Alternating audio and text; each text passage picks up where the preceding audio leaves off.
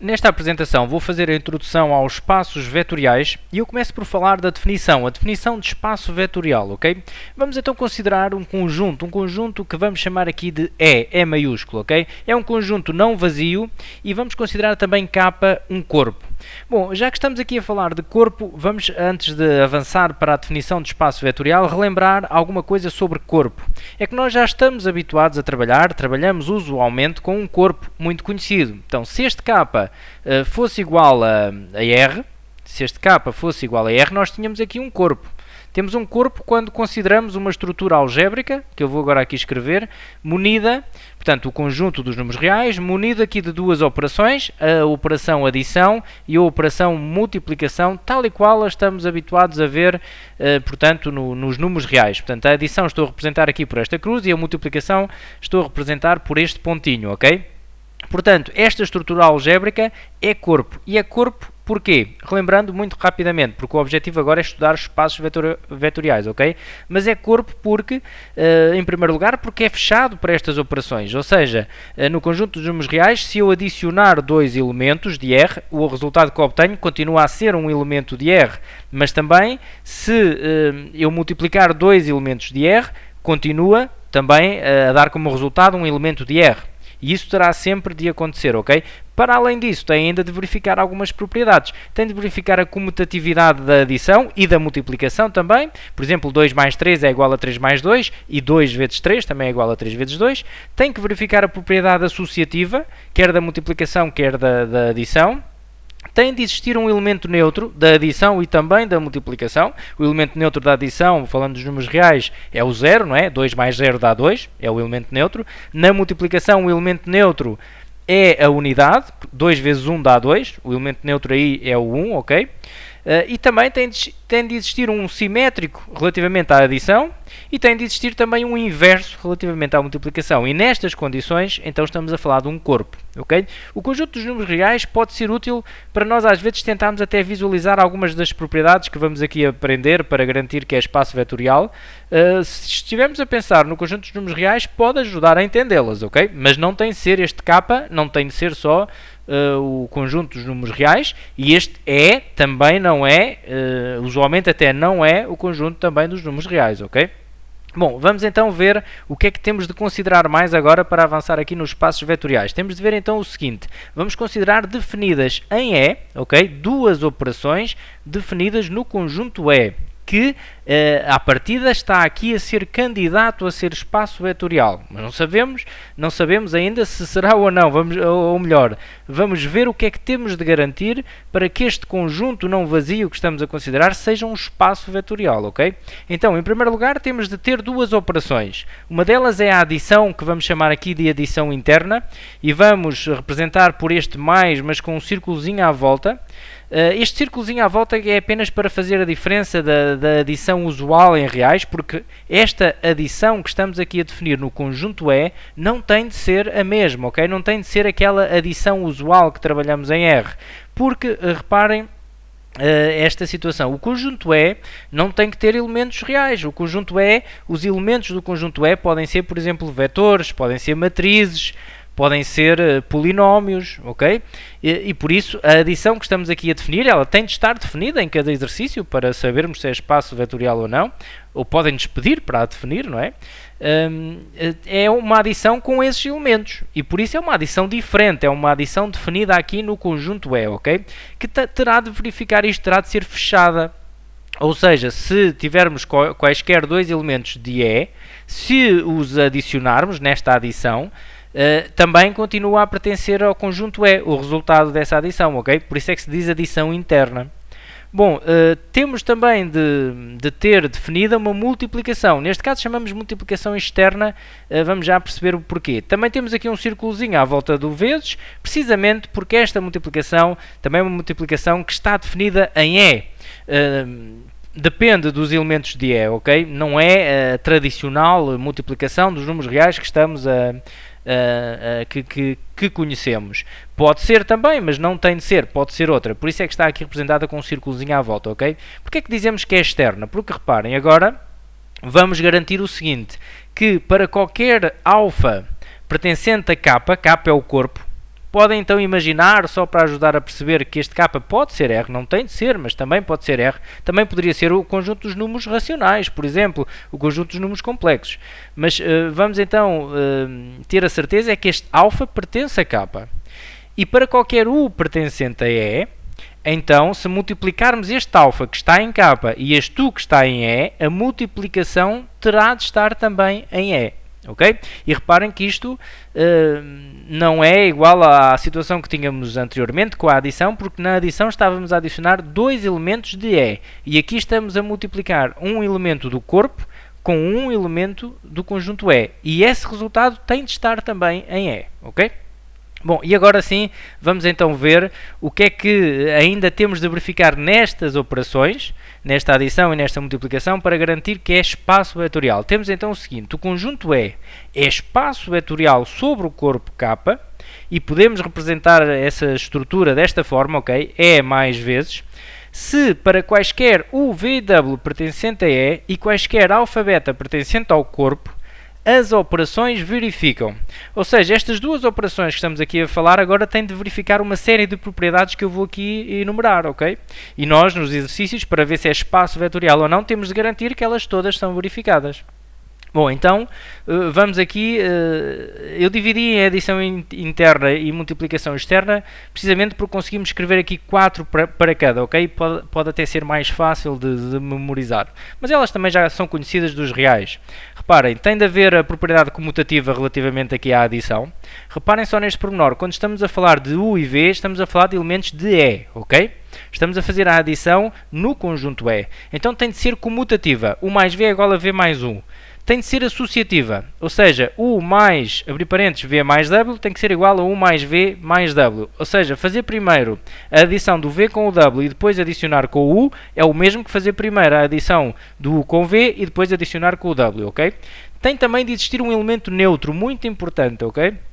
Portanto, para ser espaço vetorial tem de existir, está aqui este símbolo existe um zero de E, um elemento neutro, que estamos aqui a representar por este zero, ok? Tal que um elemento qualquer de E mais esse elemento neutro tem que dar o U, ok? Aqui, se pensarem nos reais, também conseguem perceber bem o conceito de elemento neutro, ok? Mas volto a dizer, aqui não estamos nos reais, estamos no conjunto E, ok? Como eu disse há pouco, elementos do conjunto E, este U, este V que aqui está, pode ser uma matriz, pode ser um polinómio, pode ser muita coisa, ok? Temos ainda elemento simétrico. Tem de existir um elemento simétrico. Vamos aqui representar por menos U. Tem de existir o menos U para qualquer U. De tal forma que U mais menos U tem de dar o elemento neutro. Ok? Isto é que é o simétrico. Bom, relativamente à multiplicação externa, temos também aqui 4 propriedades. Neste caso temos uma distributiva desta multiplicação em relação a esta adição. Reparem na diferença entre esta multiplicação que tem a bolinha e a adição que não tem a bolinha. Quando falamos desta adição, que não tem a bolinha à volta, estamos a falar de uma adição em K, no corpo, ok? Por isso é que aqui está U vezes com a bolinha, abrir parênteses, alfa mais beta, lá está, este alfa e beta pertencem a K, pertencem ao corpo. Então a adição que se vai fazer com eles não é esta adição com a bolinha, que isso é de elementos de E, é a adição do corpo, ok? Bom, então tem de existir aqui esta distributividade. Ok? Também, como conhecemos, já estamos até habituados a fazer este tipo de simplificação, ok? Bom, agora vamos ver as restantes. Temos também de ter a propriedade distributiva desta adição relativamente a esta multiplicação, que está aqui visível, ok? Este alfa vezes U mais V é igual a este alfa vezes este U mais este alfa vezes este V. Okay? Se pensarem aqui na propriedade distributiva também conseguem assimilá-la bem.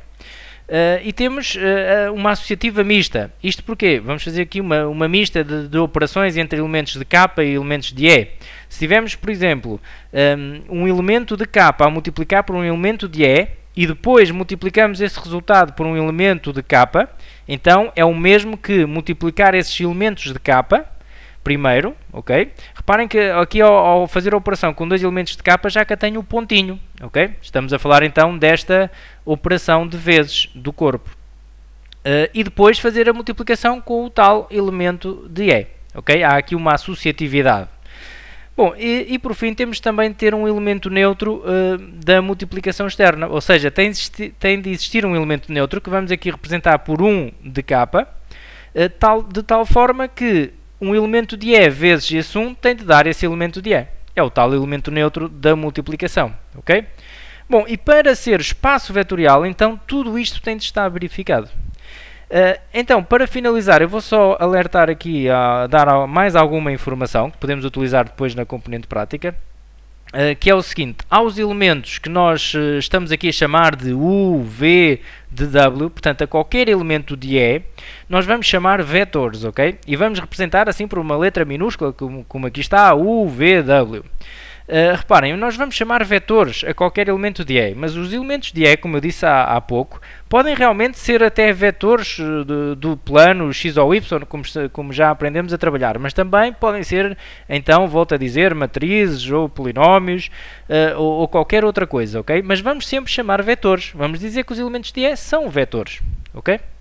Relativamente aos elementos de K, vamos chamar escalares, ok? E vamos representar por uma letra minúscula do alfabeto grego, como o alfa, o beta e por aí fora. Bom, se o K, este corpo que estamos aqui a designar por K, for igual ao R, ao conjunto dos números reais, então estamos a falar de um espaço vetorial real. Este tem um nome próprio, não é?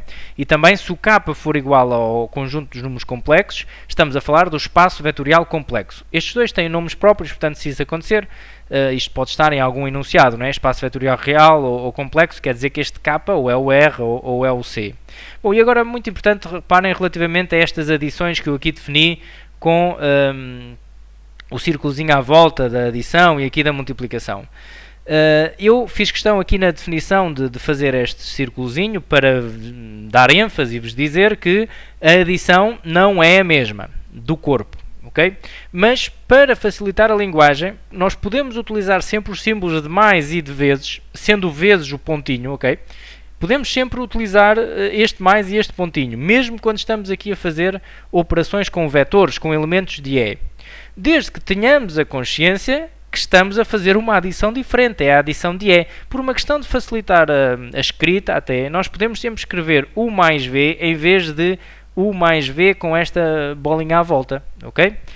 Temos é de ter então consciência que não estamos a fazer a mesma adição, estamos a fazer uma adição de elementos de E, ok? E portanto eu podia até ter escrito estas propriedades só com o símbolo mais e só com o pontinho, ok? Bom, para finalizar, vou mostrar aqui 3 exercícios que depois ficam resolvidos na componente prática, ok? Para ficarem com uma ideia também do tipo de pergunta que pode ser colocada aqui sobre os espaços vetoriais. Temos estes exemplos. Tendo em conta as operações usuais de adição e multiplicação em R e em C, temos estas duas questões. C é um espaço vetorial sobre R? R é um espaço vetorial sobre C? O conjunto dos complexos é um espaço vetorial sobre o conjunto dos números reais? O conjunto dos números reais é um espaço vetorial sobre o conjunto dos números complexos? Isto com as tais operações usuais de adição e multiplicação em R e em C, ok? Bom, eu vou dar aqui as respostas a estas perguntas. Portanto, aqui a primeira é sim, agora interessa dizerem porquê, não é? Dar a justificação. A resposta à segunda é não. Também interessa o dizer porque é que não é, não é?